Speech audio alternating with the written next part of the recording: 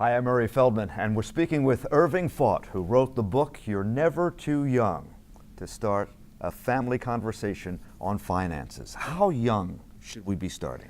This book is geared toward 8 years old through high school, and the reason for that was my grandson, when he was 9 years old, discovered delayed gratification by, instead of asking for toys at Christmas or birthday, he said, I'd rather save my money and buy something I really want, which is, he wanted an $800 camera.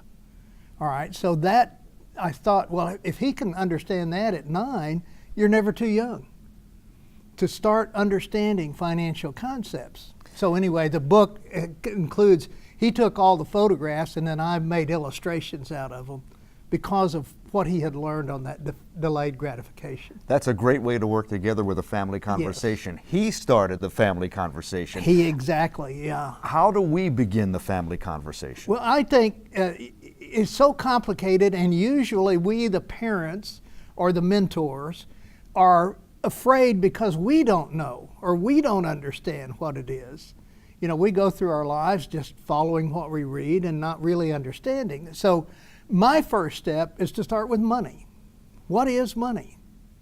And it's not an easy answer like you might think. It's not a dollar bill that's in your pocket, but it's a concept of social cohesion.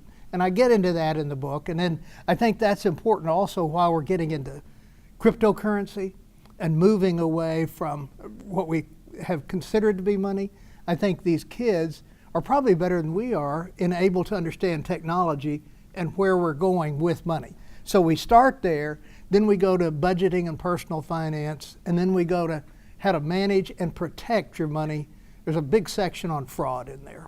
Big section on fraud, and of course you are the Oklahoma Securities Regulator, so you see a lot of the problems that are out there. You see people making mistakes, you see people being taken advantage of too. We don't want that to happen to our kids. That's exactly right, and it will help if they learn these lessons now.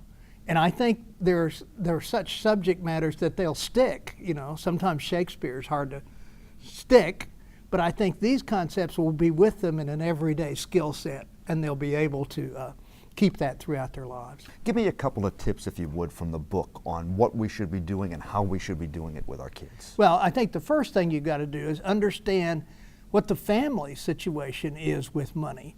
You know, usually they're going to learn, the kids are going to learn financial problems from what happens at home. And if they don't understand the background of it, let's say, for example, the family's having financial trouble or they can't make their budget. That's where we need to get the kids to start understanding how to save, how to manage their money in the sense of budgeting and not overspending. I know it sounds rather rigid, but I think it's a pretty simple concept. We should be transparent and tell them how we're managing our money.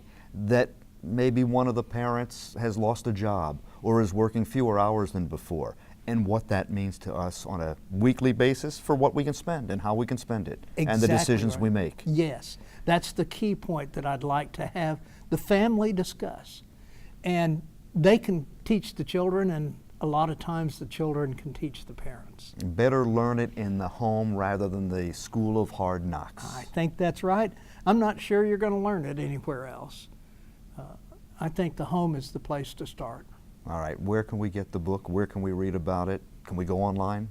Yes, I have a website in the book, and in that website you can purchase, it gives you an order form on how to purchase the book, or you can go through the IPT to request a copy of the book. The IPT is Investor Protection Trust. It certainly is. That's IPT.org. Yes. All right.